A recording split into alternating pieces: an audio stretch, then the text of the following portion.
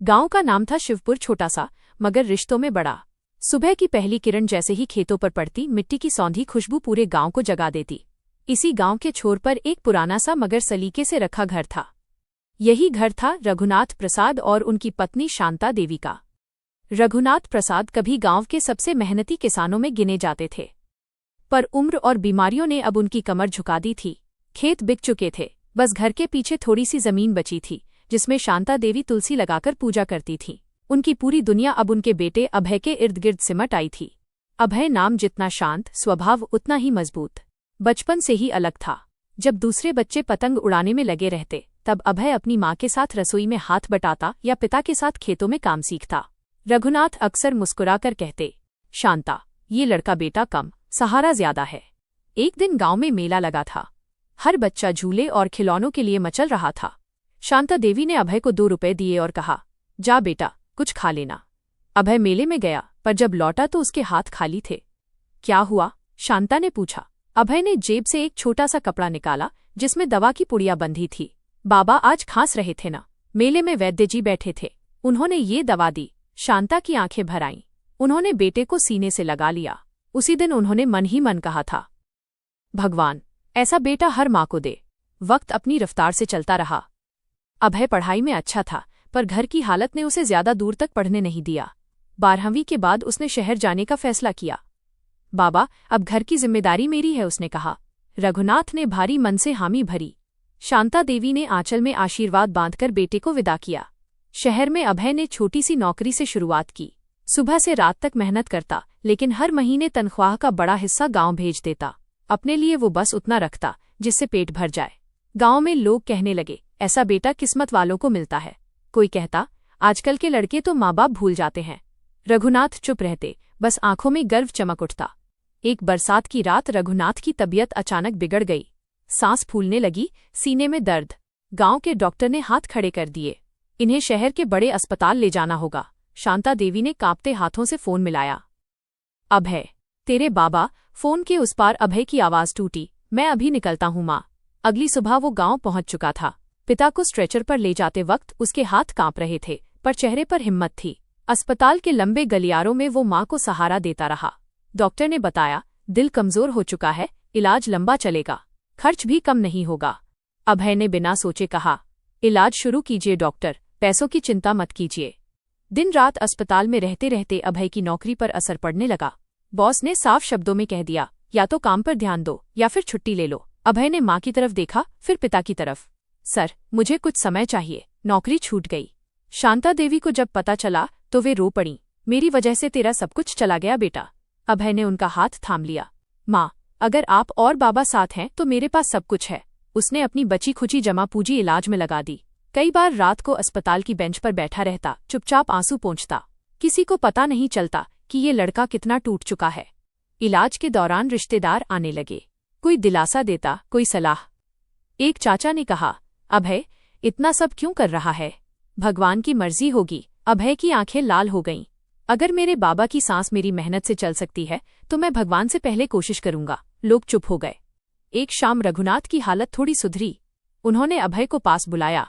बेटा, तुझे इस हाल में देखकर मेरा दिल दुखता है। अभय ने मुस्कुराकर कहा, बाबा, जब मैं छोटा था तब आपने मुझे कंधों पर बैठाकर मेला घुमाया था। आज मेरा फर्ज है कि आपको सहारा दूं। रघुनाथ की आंखों से आंसू बह निकले। उन्होंने धीमी आवाज में कहा, अगर भगवान मुझसे पूछे कि जिंदगी में क्या चाहिए तो मैं कहूंगा ऐसा बेटा। इलाज लंबा चला, पैसे खत्म होने लगे। अभय ने अपने फोन, घड़ी, यहां तक कि माँ के कुछ गहने भी गिरवी रख दिए। हर बार जब शांता देवी मना करती तो वो बस इतना कहता, माँ, गहने फिर आ जाएंगे, बाबा नहीं। रातें और लंबी हो गईं। कभी कभी अभय खिड़की से बाहर अंधेरे को देखता और खुद से पूछता, क्या मैं हार जाऊं? पर अगले ही पल माँ का चेहरा याद आ जाता।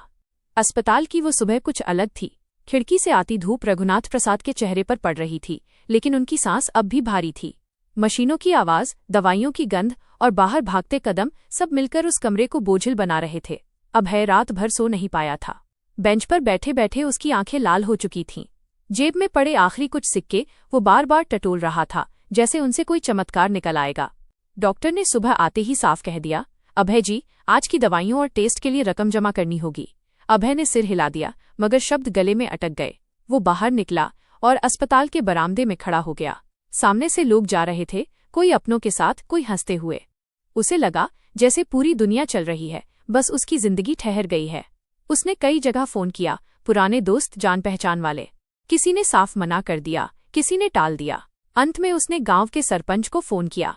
बेटा, अभी फसल का समय नहीं है, बाद में देखेंगे, जवाब आया। फोन कटते ही अभय दीवार से टिककर बैठ गया। आंखों से आंसू बहने लगे, पर उसने रोने की आवाज नहीं निकलने दी। शांता देवी कमरे के अंदर बैठी थीं। वे सब कुछ देख रही थीं, पर कुछ कह नहीं रही थीं। एक माँ का दिल जानता है बेटा कब टूटने के करीब है। अभय अंदर आया तो उन्होंने बस इतना कहा, बेटा थोड़ा पानी पी ले। अभय उनकी गोद में सिर रखकर बैठ गया। माँ, अगर बाबा को कुछ हो गया तो? शांता देवी ने उसके बाल सहलाए। तो भी तू मेरा बेटा रहेगा, लेकिन जब तक सांस है उम्मीद मत छोड़। उसी दिन दोपहर को अस्पताल में एक सामाजिक संस्था के लोग आए। वे गरीब मरीजों के लिए सहायता का सर्वे कर रहे थे। किसी नर्स ने अभय की हालत देखकर उन्हें रघुनाथ प्रसाद के कमरे की ओर भेज दिया। संस्था के प्रमुख ने फाइल देखी, इलाज की स्थिति समझी और कहा, हम इलाज का एक बड़ा हिस्सा संभाल लेंगे। अभय को लगा जैसे किसी ने डूबते हुए को किनारे का हाथ दे दिया हो। उसने पहली बार दिल खोलकर भगवान को धन्यवाद दिया। कुछ दिन बाद रघुनाथ को होश आया। उन्होंने इधर उधर देखा, फिर धीमी आवाज में बोले, शांता, अभय कहाँ है? अभय पास ही खड़ा था। बाबा, मैं यही हूँ। रघुनाथ ने कांपते हाथ से उसका हाथ पकड़ लिया। बेटा, तूने मेरे लिए बहुत सह लिया। अभय मुस्कुरा दिया। बाबा, जब तक आप मुस्कुराएंगे तब तक मेरा हर दुख छोटा है। रघुनाथ की आंखों से आंसू निकल आए। उस पल शांता देवी को लगा जैसे उनकी सारी तपस्या सफल हो गई हो। इलाज के दौरान गांव में खबर फैल चुकी थी, अभय ने नौकरी छोड़ दी, सब कुछ बेचकर पिता का इलाज करा रहा है। पहले जो लोग कहते थे इतना क्यों कर रहा है, अब वही लोग कहते थे ऐसा बेटा आजकल कहाँ मिलता है। कुछ लोग मदद लेकर अस्पताल पहुंचे। किसी ने थोड़े पैसे दिए, किसी ने फल। ये मदद छोटी थी लेकिन भावनाएं बड़ी थीं। करीब 2 महीने बाद डॉक्टर ने कहा, अब इन्हें घर ले जाया जा सकता है। आगे का इलाज दवाइयों से होगा। अभय की आंखों में राहत थी। घर लौटते वक्त उसे लगा जैसे वो कोई युद्ध जीतकर लौट रहा हो। गांव में जब रघुनाथ प्रसाद वापस आए तो कई लोग देखने आए। शांता देवी ने तुलसी के सामने दिया जलाया। अभय ने घर की चौखट पर सिर झुकाया। माँ, बाबा, हम फिर से घर आ गए। अब सवाल था, आगे क्या? नौकरी तो छूट चुकी थी, पैसे भी कम थे। अभय ने हार नहीं मानी। उसने गांव में ही कुछ करने की ठानी। बची खुची जमीन पर उसने सब्जी उगाने की शुरुआत की।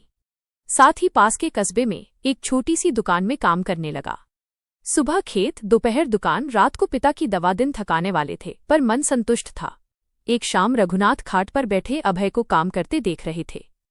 उन्होंने शांता देवी से कहा, देखा, हमारा बेटा। मैंने जिंदगी में बहुत कुछ खोया लेकिन इसे पाकर सब पा लिया। शांता देवी की आंखें भर आईं। हाँ जी, बेटा हो तो ऐसा। कुछ महीने बाद गांव में एक बड़ा विवाद हुआ। सरपंच के चुनाव थे। लोग चाहते थे कि अभय खड़ा हो, ऐसा ईमानदार लड़का चाहिए, सब कहते। अभय हिचकिचाया।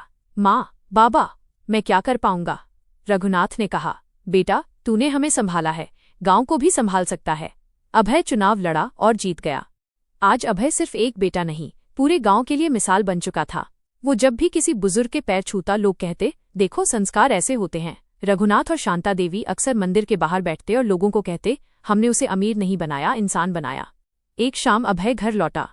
माँ चौके में थी, पिता आंगन में बैठे थे। अभय ने दोनों के पैर छुए। शांता देवी ने कहा, बेटा, तूने हमें बूढ़े होने का डर नहीं रहने दिया। रघुनाथ ने आकाश की ओर देखते हुए कहा, भगवान, अगर हर माँ बाप को ऐसा बेटा मिले तो इस दुनिया में कोई अकेला ना हो। अभय चुपचाप मुस्कुरा दिया, क्योंकि वह जानता था बेटा होना कोई जन्म से नहीं, कर्म से होता है। कहानी अच्छा लगा हो तो वीडियो को लाइक और चैनल को सब्सक्राइब करें। धन्यवाद।